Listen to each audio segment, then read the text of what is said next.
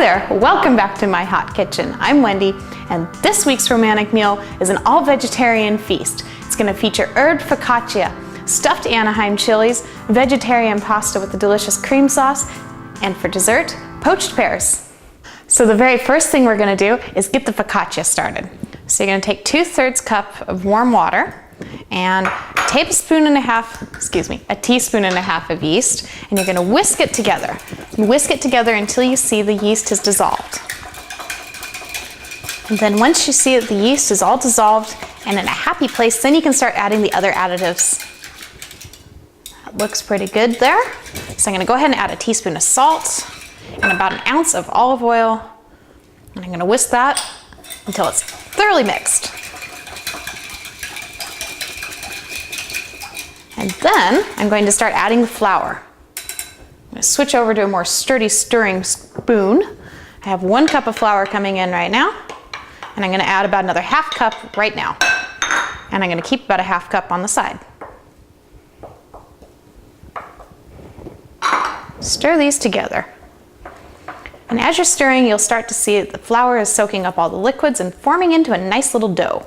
It's going to be quite sticky at this point. You'll be remedying that in a few minutes with a little kneading.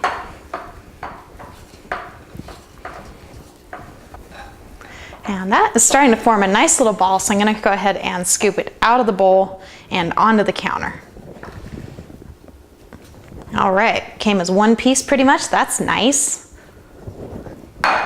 Give myself a little space here and get all my dough off the spoon. And then sprinkle liberally with flour. And start folding it in on itself. Keep adding flour until you don't feel it being sticky anymore.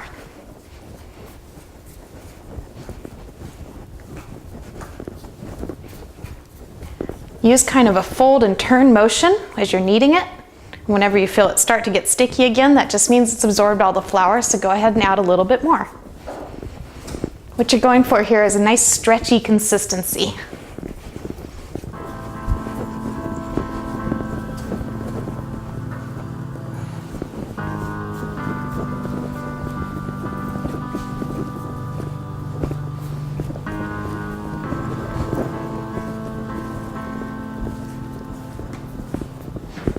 All right, well that feels like it's developed a nice smoothness to me. Let's test its stretch here. Awesome. A little pinch should stretch about 1 inch before it starts to break. That is good stuff right there. All right, the kneading process should take between 5 and 10 minutes, and you may or may not use up all of your flour. It really has to be a touch thing here. Now what I'm doing now is stretching it out to sort of fit into the pan that I will be baking it in. I am using a square shaped pan, so I'm doing my best to sort of start forming the bread into a square shape. Stretching it out its corners, letting gravity help me by pulling down the bottom. Awesome.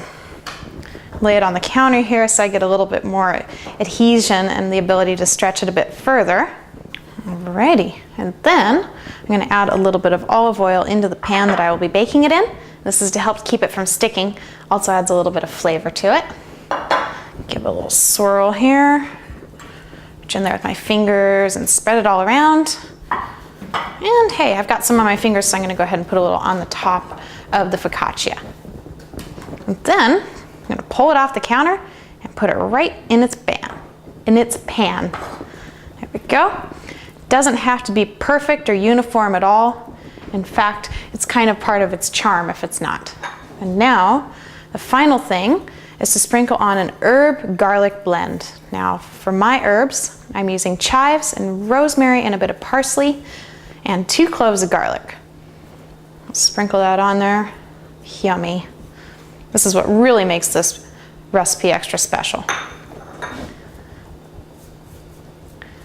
And this particular recipe can be used for pizza crust or breadsticks or for focaccia. It's very versatile and dependent on how much flavor you put into it. All right, so I'm just gonna let this sit here on the counter anywhere from 15 minutes to 30 minutes and let it poof up a bit. And then we'll add the final touches to it and put it in the oven.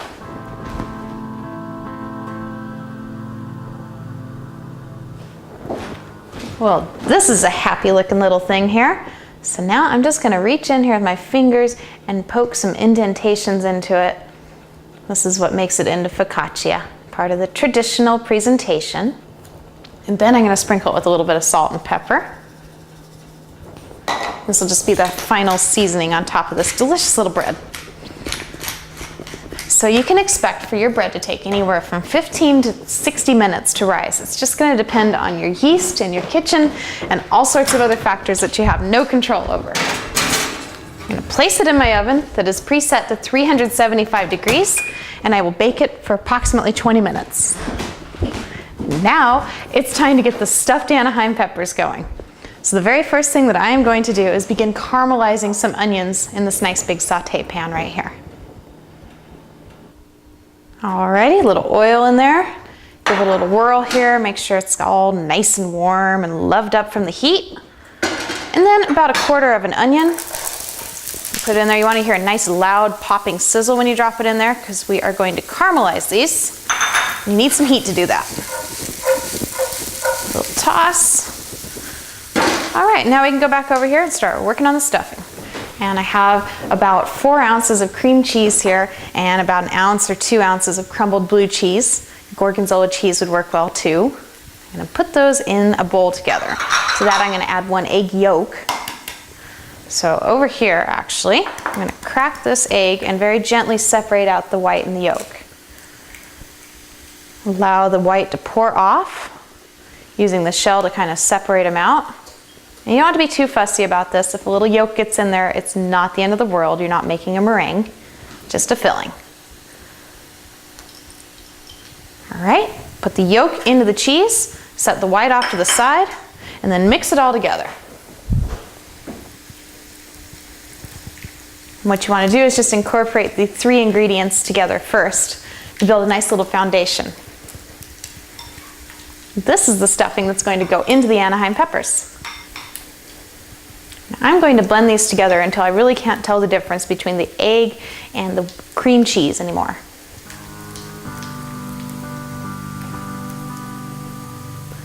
Alrighty, well that looks really happy to me right there. Whole lot of love. I'm gonna go wash this egg off my hands and I'll be right back.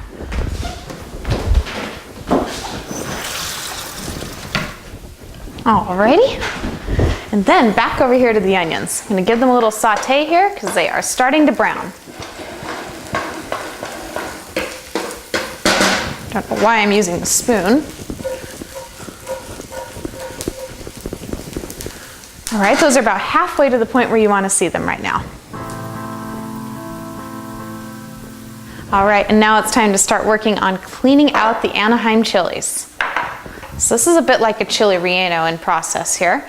You're going to take out the stuffing, or take out the core, and then add in stuffing, and then bake them off. So what I'm going to do here is just slide my knife in on one side, leaving the stem on. I'm going to pull it open and just reach in there and scoop out the seeds. There we go. And set those aside on a little plate, just to keep it nice and clean over here where I'm working. And I'm going to be pretty insistent that I get most of the seeds out of there because I find the flavor to be a little bit bitter and they add a lot of extra heat, and that's not necessarily what I'm after. Okay, 1 down, 5 to go.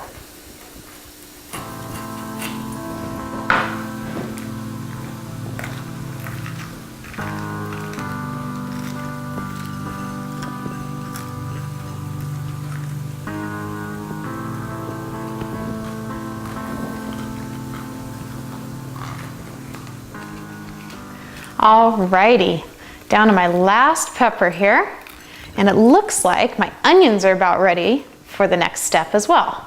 So that is good timing.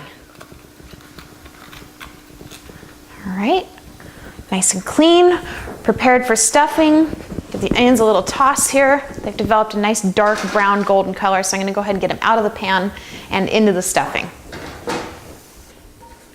So I'm just going to scrape all of this out. And the oil can come along too, that's fine. That's just going to add that extra little oomph of flavor.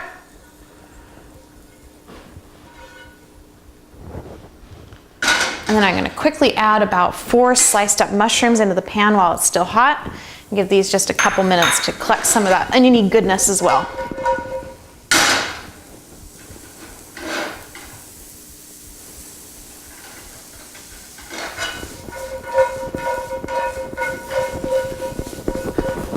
see the little bit of flavor that's in there from the onions is going to totally impart itself onto the mushrooms. It's going to taste very loved up.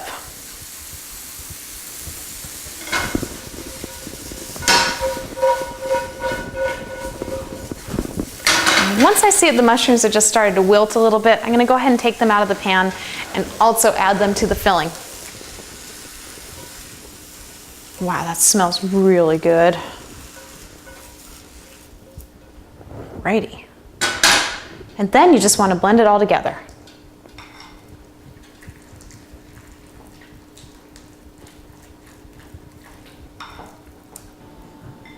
Alrighty, well that looks really good. So I'm just gonna work on getting that mixture into the peppers. I have a couple spoons here. Sometimes I find spoons to be some of the best precision instruments out there, especially when you use them together. And I'm just gonna open it up and scoop it on in there.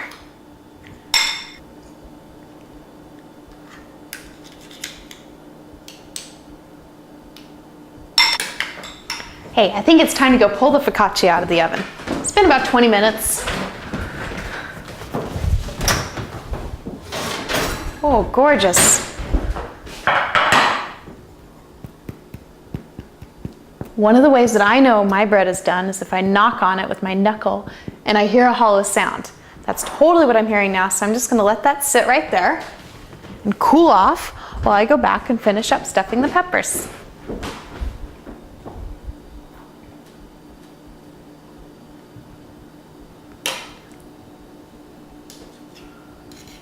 So work with small spoonfuls here.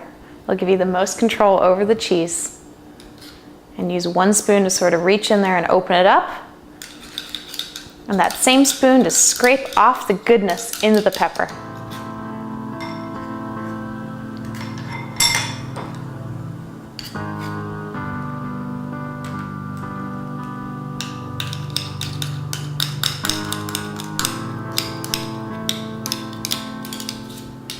All right, and that is one way to stuff Anaheim chilies. And now on to the next part. This is a multi-layered taste dimension here. So what you're gonna need is that egg white and a pan or a bowl or some sort of flat, wide open surface to work with, and breadcrumbs. The unseasoned variety is best. And then a whisk. Use the whisk to go ahead and break up the egg whites, make it into a nice frothy mixture. What you're looking for is just for the egg white to fall off the beater in an unorganized, non-stringy manner. Once you're at that point, you can go ahead and pour them off into your open plate. Then it's time to bread these bad boys. So first, and gingerly, make sure all that cheese is inside and kind of squeeze them close a little bit. Roll it in the egg white and then roll it in the breadcrumbs. Yum.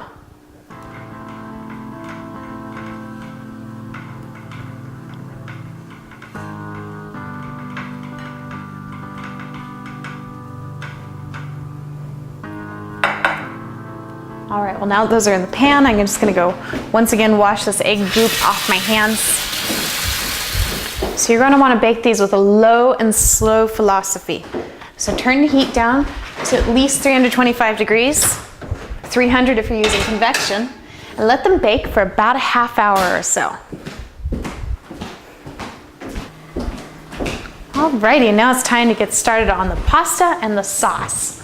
So I'm just gonna add a couple servings of medium shell size pasta to some hot boiling water.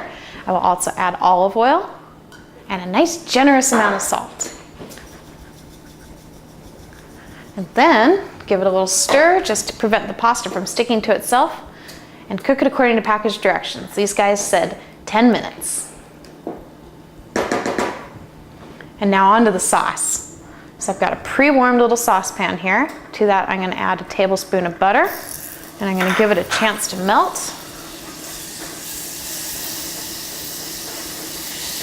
And what we're gonna do here is just whip up a yummy, garlicky cream sauce accented with a little bit of white wine. All right, and then in comes a tablespoon of flour, and and a little kiss of cayenne pepper. There comes the cayenne pepper. Then just make a nice little roux here. And what you're looking for is for its color to change from where it is now to a couple shades darker.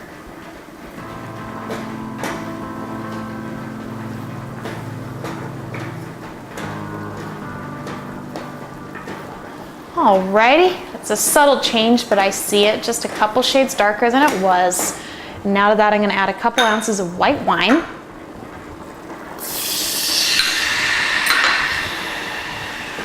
Mix that in together here. So I'm gonna switch over to a whisk at this point. And once I see the roux has completely dissolved into the wine, that's when I'm gonna add about 3/4 of a cup of milk.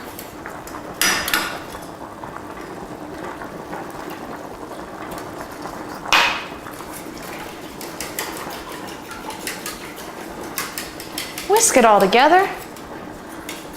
Give it a little taste.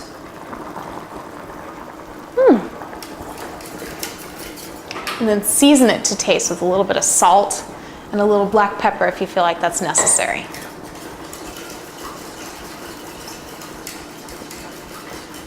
And also add your 2 cloves of minced up garlic at this time as well.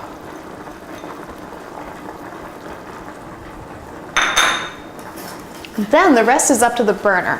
What you want to do is bring it up to a boil and then drop it down to a low simmer, put a lid on it, and simmer it for at least 10 minutes.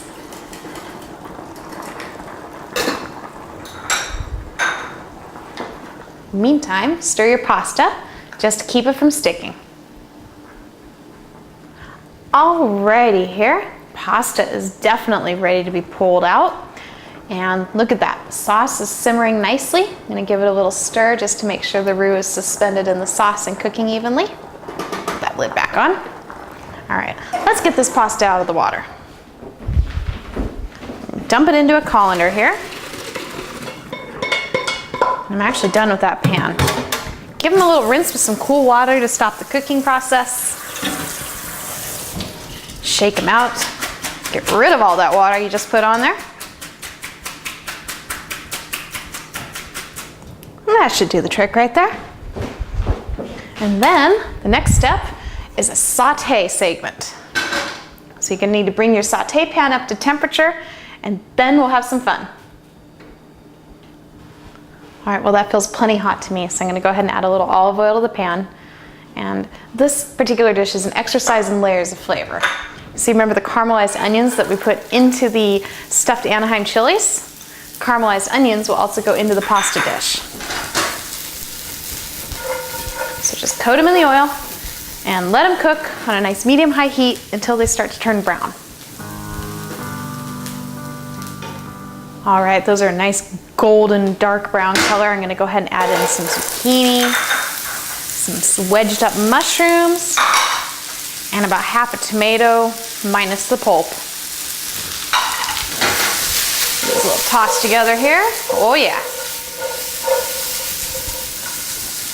Keep the seasoning super simple to let the vegetables kind of shine through. A little fresh cracked pepper, a little kiss of salt to help it break down and help bring out the flavor.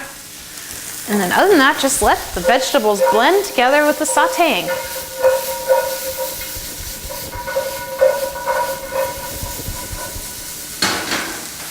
And while we're waiting on the vegetables to finish, let's go ahead and give a little love to the sauce here. So what you are looking for is for the sauce to coat the back of the spoon and really not drip off at all. So I'm seeing that mine is dripping off a little bit. That's a super simple fix. Just take the lid off and let it simmer and allow some of that water to cook out. By the time your vegetables and your pasta are all combined together, your sauce should be ready too.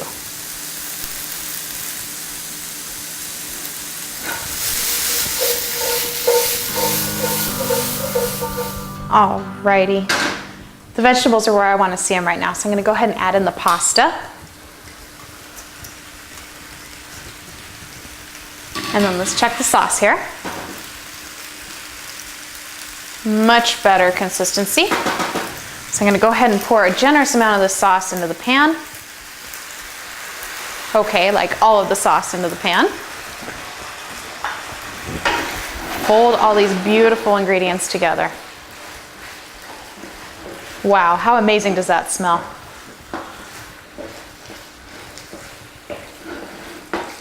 All right, you don't really need to cook it anymore. You just want to warm up the noodles and give the sauce the opportunity to coat each nook and cranny of every single little shell, and then you're good to go.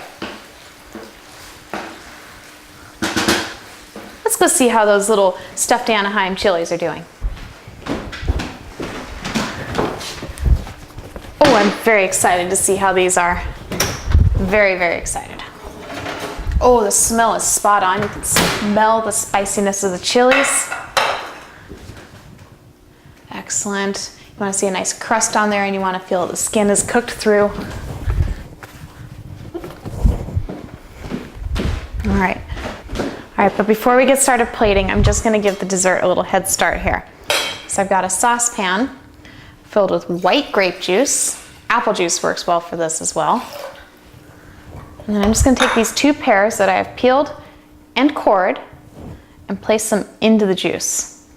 And what I want to do is set it at a nice medium-low temperature so that it simmers and they have a chance to poach. Alrighty, and then just to put the final touch on the delicious pasta, go ahead and add about a tablespoon of butter and melt it in. That's going to add that shine. It's going to tie all those flavors together. Alrighty, and then this is all ready to be plated.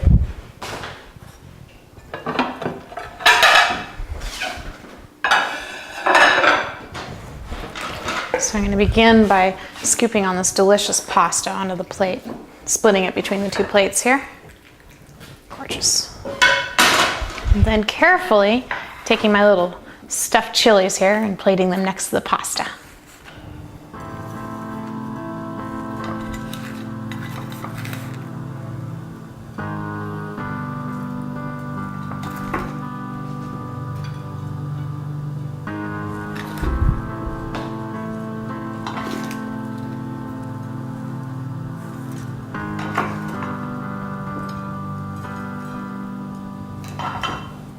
Alrighty, let's get this gorgeous focaccia out of the pan. It's a nice easy release thanks to all that olive oil. I'm going to add a bread knife, keep it simple, and then take these babies over to the table.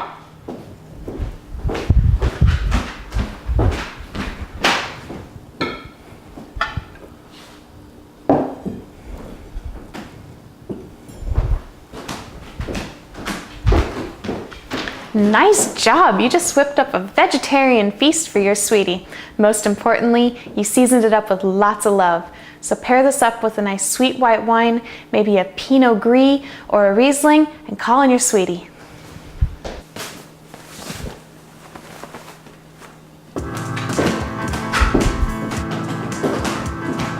Oh, hi!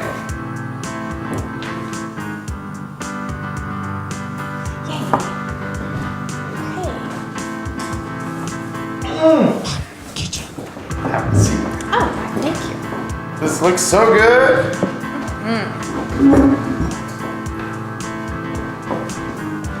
Wow.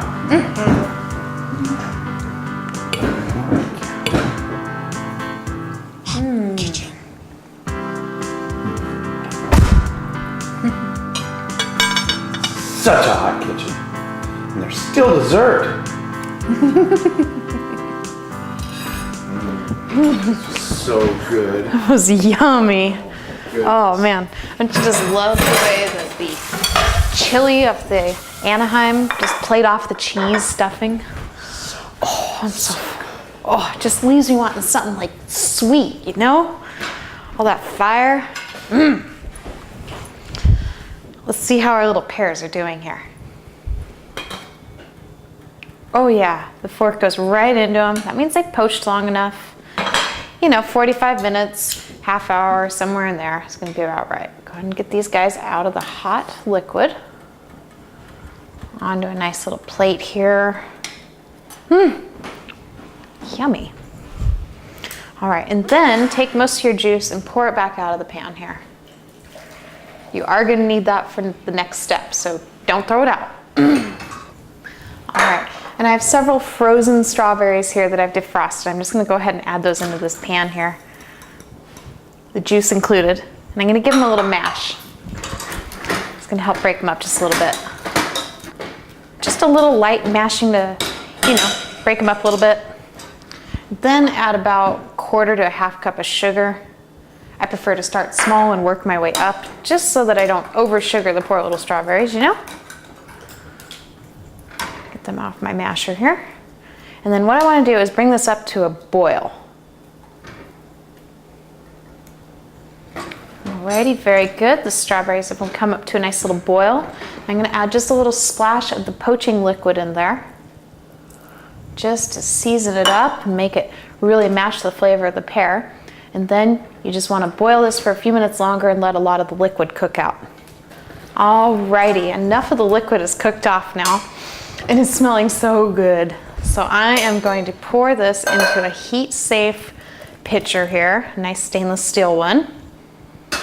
Then I'm going to float a little 151 rum on top. I'm going to light it on fire. Hey honey, can you turn the lights off? No problem. All right, a little cinnamon in there, a little fireworks. Oh yeah, give it a little swirl. Make sure that sauce is good and hot.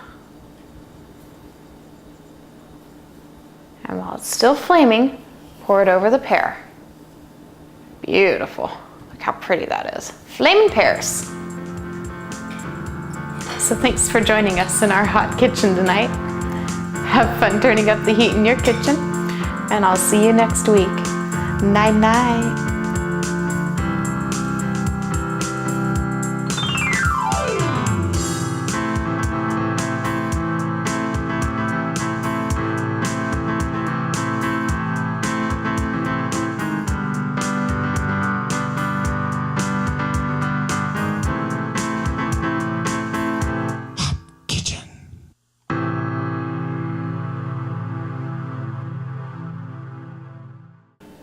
Pet the kitties.